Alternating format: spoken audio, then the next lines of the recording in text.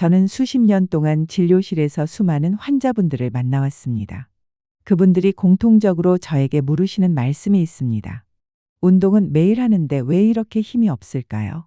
그리고 대부분은 이렇게 덧붙이십니다. 밥도 잘 챙겨 먹고 고기도 먹고 계란도 먹고 단백질 가루까지 챙기는데요. 하지만 현실은 다릅니다. 걷는 속도는 점점 느려지고 계단 오르기는 버거워집니다. 밤에 숙면을 해도 아침에 일어나면 기운이 전혀 돌아오지 않습니다. 혹시 여러분도 이런 증상을 겪고 계십니까? 만약 그렇다면 지금 제가 드릴 말씀은 여러분의 삶을 완전히 바꿔놓을 수 있습니다. 많은 분들이 이렇게 생각하십니다. 근육은 운동으로만 만들어지는 것 아닌가요? 맞습니다. 운동은 근육을 만드는데 아주 중요한 요소입니다. 하지만 여기에는 반드시 전제가 필요합니다. 바로 근육을 만들 수 있는 재료, 즉 흡수가 잘 되는 단백질과 그 보조 영양소가 충분히 공급되어야 한다는 사실입니다. 쉽게 말씀드리면 운동은 건축 노동이고 단백질은 건축 자재입니다. 아무리 열심히 운동을 해도 몸속에 들어오는 단백질이 부족하거나 흡수가 되지 않으면 근육은 생기지 않습니다.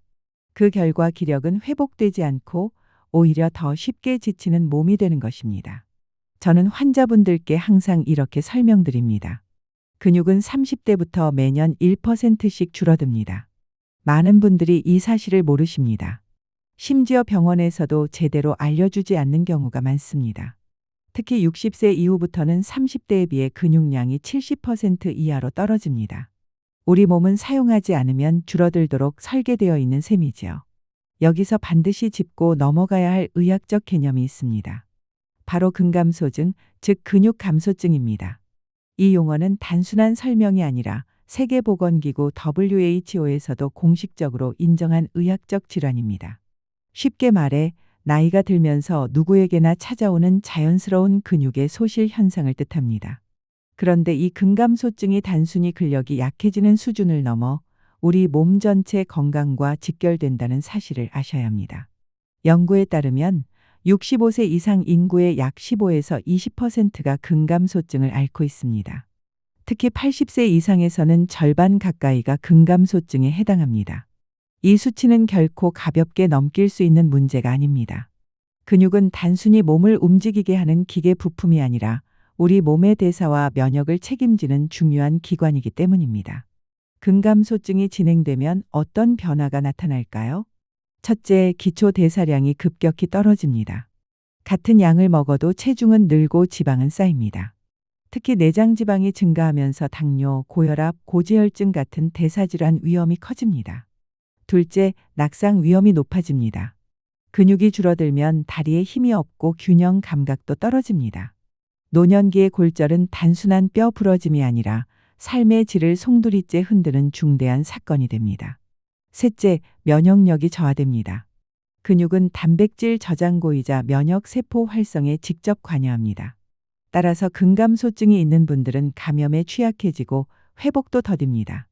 저는 진료실에서 이런 환자분들을 자주 만나왔습니다. 겉보기에는 단순히 힘이 없다 는 호소로 오시지만 검사해보면 이미 근육량이 정상 범위보다 20에서 30% 줄어든 경우가 많습니다. 이런 경우 혈액검사 수치만으로는 잘 드러나지 않기 때문에 환자 본인은 심각성을 체감하지 못합니다. 하지만 계단을 오르거나 의자에서 일어날 때 힘이 붙이고 조금만 걸어도 숨이 차는 증상이 나타납니다. 이게 바로 근감소증의 전형적인 초기 신호입니다. 남성에게는 호르몬 변화가 크게 작용합니다. 50대 이후가 되면 테스토스테론과 성장 호르몬이 급격히 감소합니다. 이 두 호르몬은 근육을 합성하고 유지하는 데 핵심적인 역할을 하기 때문에 수치가 떨어지면 근육은 자연스럽게 빠르게 줄어듭니다. 그래서 많은 남성분들이 예전처럼 운동도 하는데 왜 힘이 없을까? 하고 의아해하시지만 사실은 호르몬 감소와 근육 감소가 동시에 진행되고 있는 것입니다.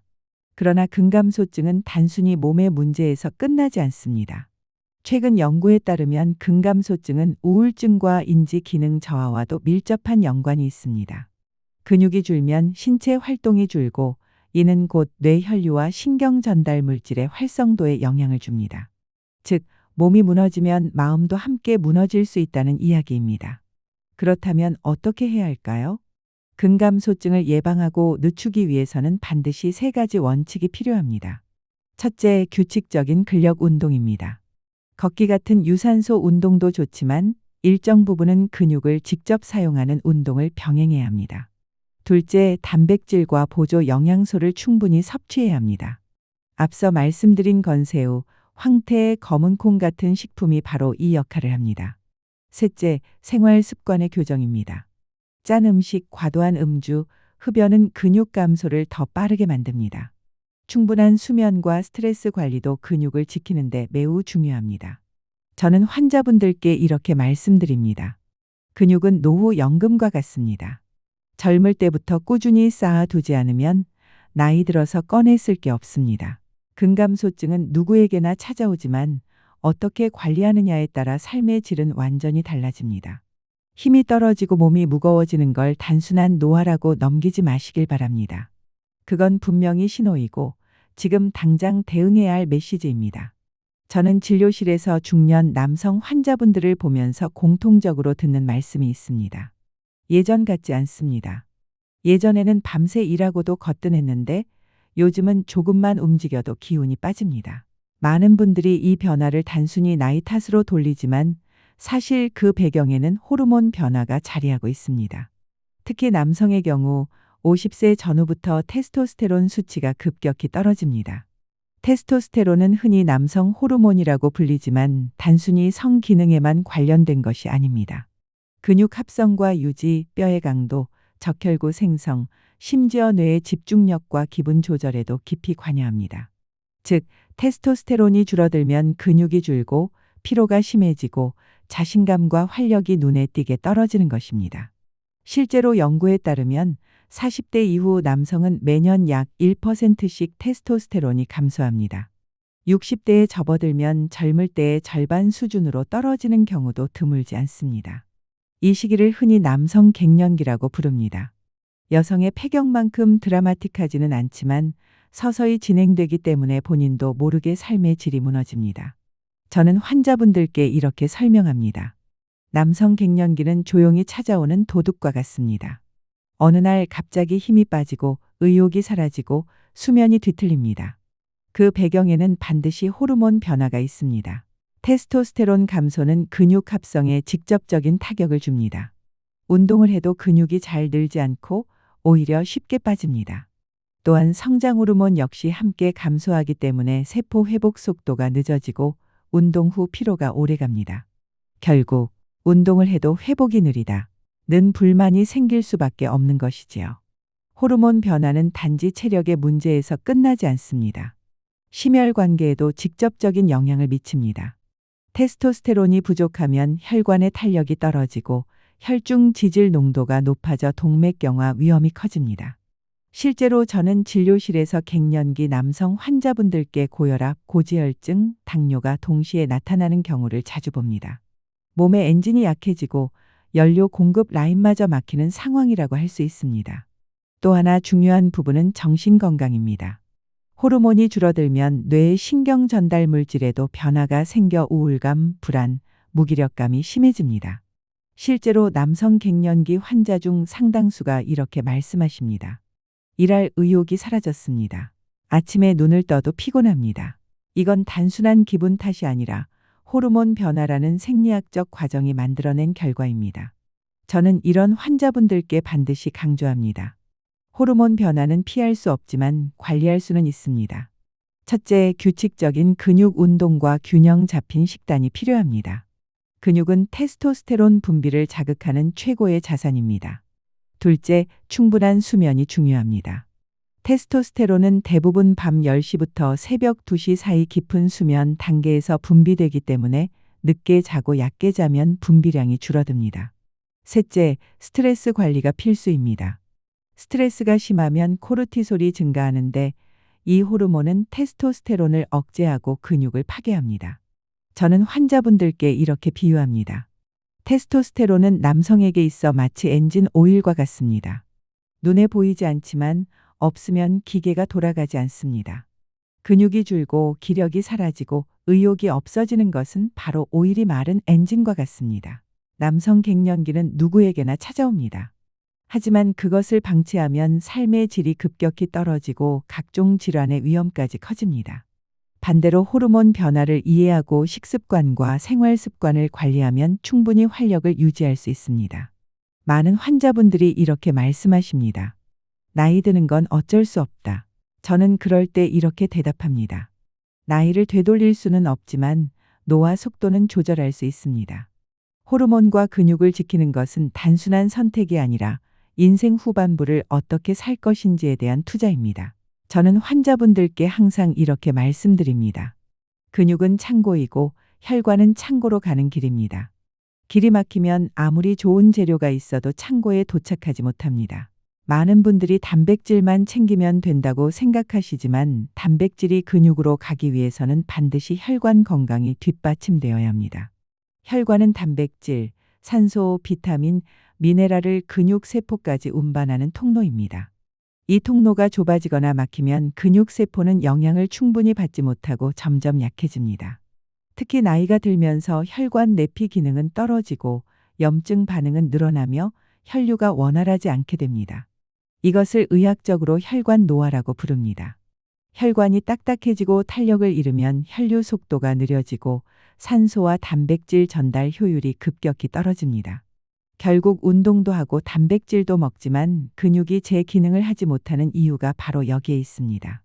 실제로 진료실에서 60대 남성 환자분들을 보면 혈액 검사에서는 큰 이상이 없어 보이지만 혈관 초음파나 동맥경화 검사를 해보면 이미 혈관 내벽이 두꺼워져 있는 경우가 많습니다. 이런 상황에서는 단백질 흡수율뿐 아니라 근육까지 도달하는 영양의 분배율이 크게 떨어집니다. 마치 고속도로가 막혀서 물류가 제때 도착하지 못하는 것과 같습니다. 혈관 건강이 무너지면 어떤 일이 생길까요? 첫째, 근육 합성이 떨어집니다. 단백질이 혈액 속에는 충분히 있어도 근육 세포까지 도달하지 못해 합성이 이루어지지 않습니다. 둘째, 피로가 심해집니다. 산소와 영양소 공급이 늦어지니 회복이 느려지고 조금만 활동해도 쉽게 지칩니다. 셋째, 염증 반응이 늘어나 노화가 가속됩니다. 혈관의 만성 염증은 근육뿐 아니라 심장, 뇌 건강에도 악영향을 줍니다. 저는 환자분들께 이렇게 비유합니다. 혈관은 수도관과 같습니다. 깨끗해야 물이 잘 흐르고 집안 구석구석까지 물이 도착합니다. 만약 녹슬고 좁아지면 수도꼭지를 틀어도 물이 시원하게 나오지 않습니다. 근육도 똑같습니다. 그렇다면 혈관 건강을 지키려면 어떻게 해야 할까요? 첫째, 항산화 성분이 풍부한 음식을 드셔야 합니다. 검은 콩의 안토시아닌, 채소와 과일의 비타민 C, 이는 혈관 내 염증을 줄여줍니다. 둘째, 규칙적인 운동이 필요합니다. 걷기 같은 유산소 운동은 혈관을 부드럽게 유지하고 혈류를 원활하게 만듭니다. 셋째, 생활 습관의 교정입니다. 짠 음식은 혈관벽을 손상시키고 흡연은 혈관을 수축시켜 산소 공급을 방해합니다. 따라서 반드시 줄여야 합니다. 저는 실제로 한 환자분 사례를 기억합니다. 평소에 단백질을 충분히 드셨지만 여전히 기운이 없다고 호소하셨습니다. 검사 결과 고혈압과 동맥경화 초기 소견이 있었습니다. 제가 권한 것은 단백질 식단과 함께 혈관을 깨끗이 하는 음식을 곁들이는 것이었습니다. 검은 콩, 견과류, 녹황색 채소 그리고 꾸준한 걷기 운동. 2달 뒤 환자분은 같은 양의 단백질을 먹어도 확실히 근육이 붙는 느낌을 받으셨다고 말씀하셨습니다. 저는 환자분들께 마지막으로 이렇게 강조합니다. 근육은 단백질로만 만들어지지 않습니다. 혈관이 건강해야 비로소 단백질이 근육이 됩니다. 근육과 혈관은 뗄 수 없는 한 몸입니다. 문제는 단순히 근육량만 줄어드는 것이 아닙니다. 면역력, 혈당 조절, 호르몬 분비, 에너지 저장 기능까지 함께 약화됩니다. 근육은 단순히 움직이는 조직이 아닙니다. 몸의 건강을 저장하는 창고이자 질병으로부터 우리를 지켜주는 방어막입니다. 따라서 근육이 줄어든다는 것은 곧 몸 전체의 기능이 저하된다는 뜻입니다. 이쯤에서 많은 분들이 이렇게 물으십니다. 그럼 단백질만 많이 먹으면 되겠네요? 소고기, 닭가슴살, 계란, 단백질, 가루 잘 챙겨 먹으면 되는 거죠. 저는 이렇게 대답합니다. 아쉽지만 그렇게 먹어도 대부분 흡수되지 않습니다.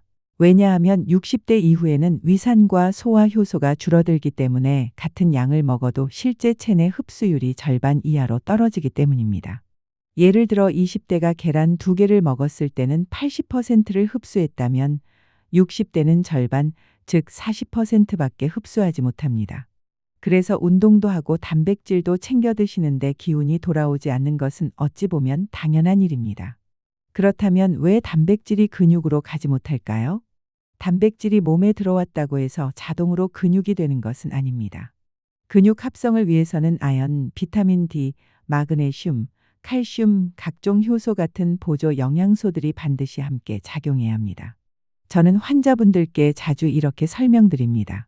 단백질은 벽돌이고 아연이나 칼슘 같은 보조 영양소들은 시멘트와 철근입니다. 이 중 단 하나라도 부족하면 근육은 제대로 지어지지 않습니다. 게다가 나이가 들면 이 영양소들을 충분히 섭취하고 소화하고 합성하는 능력 자체가 떨어집니다. 그래서 단백질만 신경 쓰는 식단은 오히려 영양 불균형을 초래할 수 있습니다. 그렇다면 60대 이상 어르신들이 기력을 회복하고 근육을 다시 키우려면 어떤 식단을 드셔야 할까요? 저는 수년간 진료와 상담을 통해 근육 회복 식단의 3가지 조건을 정리했습니다. 첫째, 부드럽고 소화가 잘 되는 단백질일 것. 나이가 들면 위장이 약해지기 때문에 딱딱하거나 기름진 음식은 흡수가 어렵습니다. 둘째, 단백질 합성을 도와주는 보조 영양소가 함께 들어있을 것. 아연, 칼슘, 비타민 B군이 반드시 함께 작용해야 근육이 만들어집니다. 셋째, 꾸준히 먹을 수 있을 만큼 가격이 현실적일 것. 한두 번 먹고 끝나는 식단은 의미가 없습니다. 최소 3개월 이상 지속 가능해야 몸이 반응합니다. 이 3가지 조건을 동시에 만족시키는 식품이 바로 동네 시장이나 마트에 있습니다. 건새우, 황태 그리고 검은콩입니다. 제가 강조드린 이 3가지 식품은 단백질 가루보다 훨씬 강력한 효과를 보여줍니다.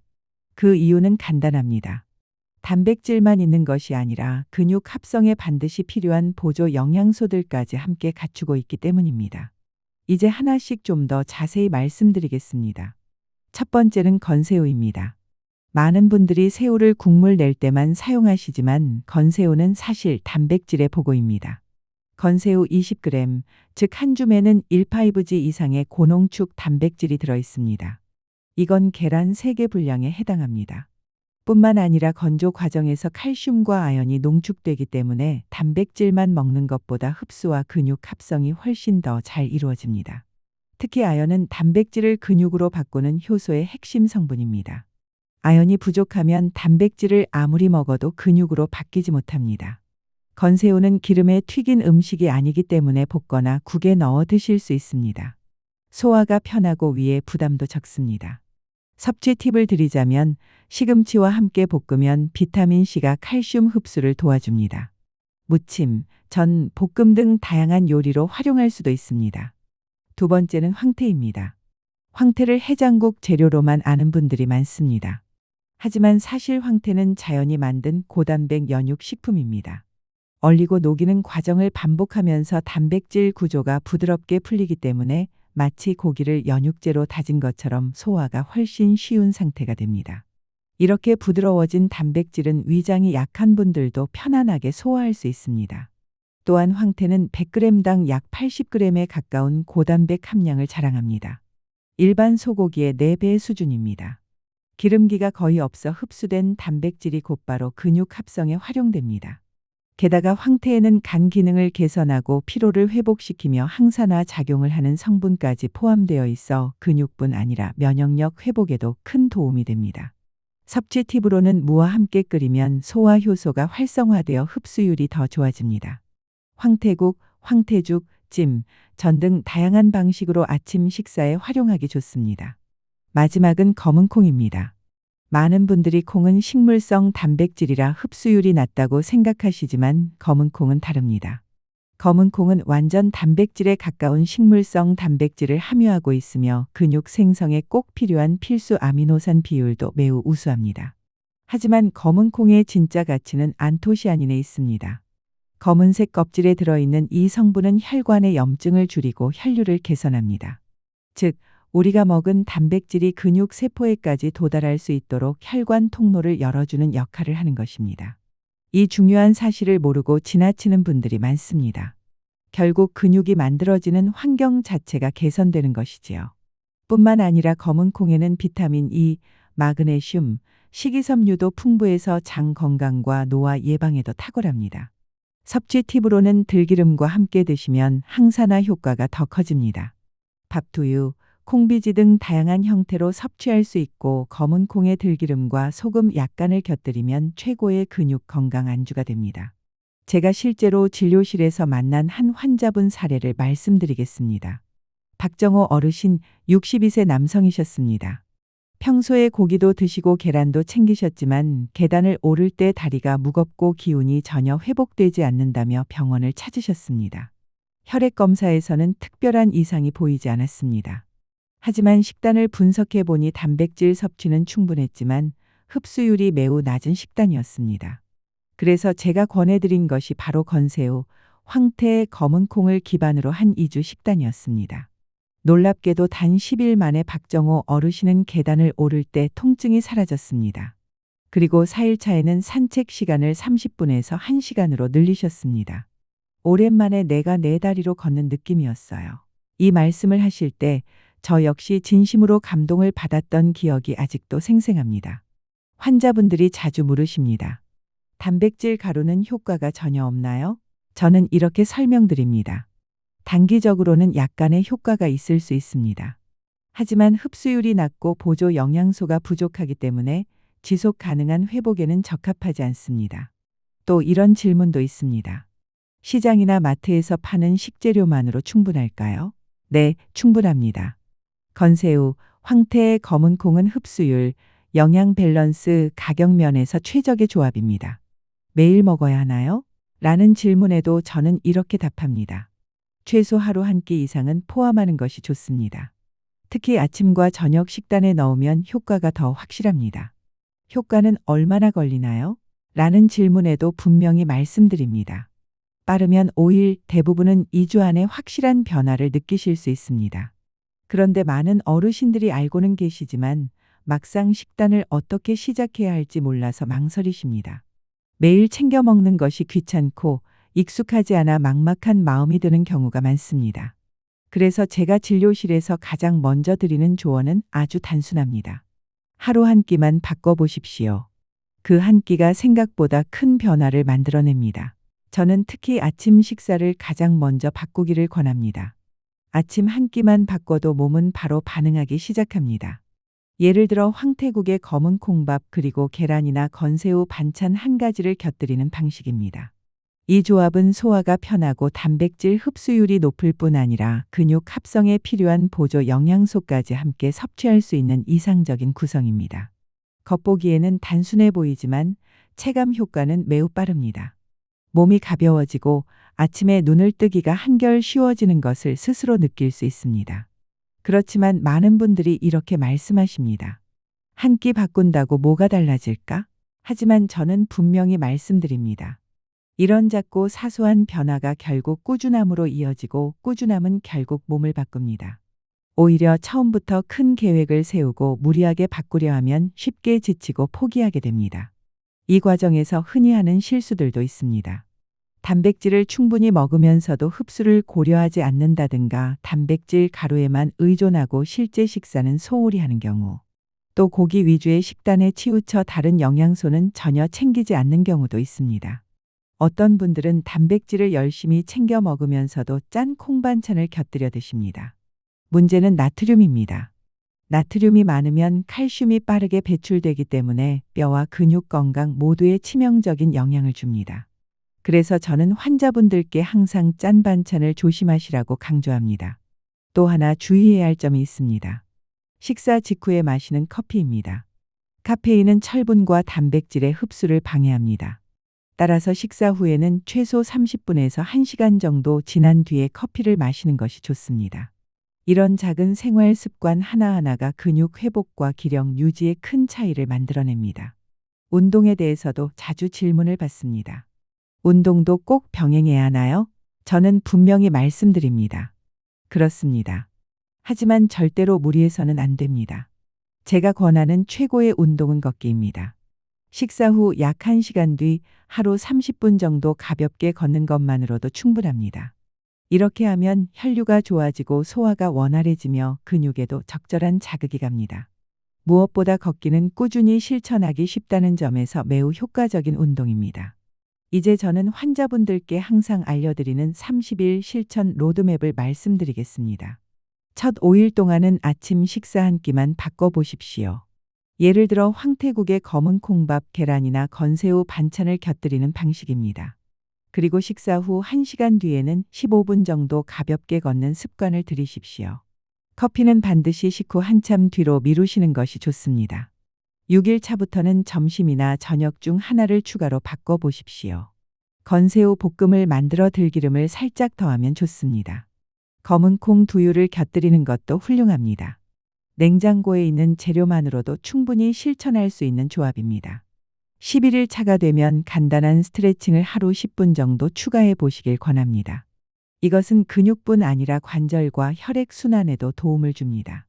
그리고 21일 차쯤이 되면 분명한 변화를 느끼실 수 있습니다. 아침에 눈을 떴을 때 몸이 개운하고 계단을 오를 때 다리에 힘이 붙으며 걷는 속도도 달라집니다. 무엇보다 스스로도 모르게 내가 다시 살아나고 있구나 라는 확신을 갖게 됩니다. 하지만 여기서 멈추면 안 됩니다. 몸이 조금 나아졌다고 해서 다시 인스턴트 음식을 먹고 가공육을 늘리고 짠 반찬으로 식탁을 채우면 몸은 금방 예전 상태로 돌아가 버립니다. 건강은 단기 프로젝트가 아니라 평생 유지해야 하는 생활 습관이기 때문입니다. 정리하자면 운동만으로는 기력을 회복할 수 없습니다. 그 이유는 단백질이 몸에 흡수되지 않거나 흡수된 단백질이 근육으로 합성되지 않기 때문입니다. 나이가 들수록 위산과 소화 효소가 줄어들어 똑같은 양을 먹어도 실제 흡수율은 절반 이하로 떨어집니다. 그래서 단백질만 먹는 식단으로는 부족합니다. 아연, 칼슘, 효소 같은 보조 영양소까지 함께 섭취해야 비로소 진짜 효과가 나타나는 것입니다. 이때 건새우, 황태의 검은 콩은 그 모든 조건을 만족하는 이상적인 식재료입니다. 단백질과 보조 영양소가 함께 들어있고 소화도 잘 되고 가격도 합리적이며 무엇보다 구하기 쉽습니다. 동네 시장이나 마트만 가도 바로 살 수 있습니다. 약보다 밥상이 먼저다 라는 말이 괜히 나온 것이 아닙니다. 많은 분들이 건강을 이야기할 때 이렇게 말씀하십니다. 내일부터 해봐야지. 하지만 건강은 내일이 아니라 오늘 바꾸는 습관에서 시작됩니다. 지금 당장 식탁을 바꿔보십시오. 건새우 한 줌을 넣고 황태 한 토막으로 국을 끓이고 검은 콩을 밥에 섞는 것. 그 단순한 행동 하나가 오늘을 바꾸고 일주일을 바꾸고 결국 인생을 바꾸게 될 것입니다. 건강은 갑자기 좋아지지 않습니다. 그러나 분명히 서서히 그리고 확실히 좋아집니다. 계단을 오를 때 숨이 덜 차고 아침에 눈을 떴을 때 몸이 가벼워지는 순간 그때 여러분은 깨닫게 될 것입니다. 이건 약이 아니라 밥상의 힘이었다는 것을.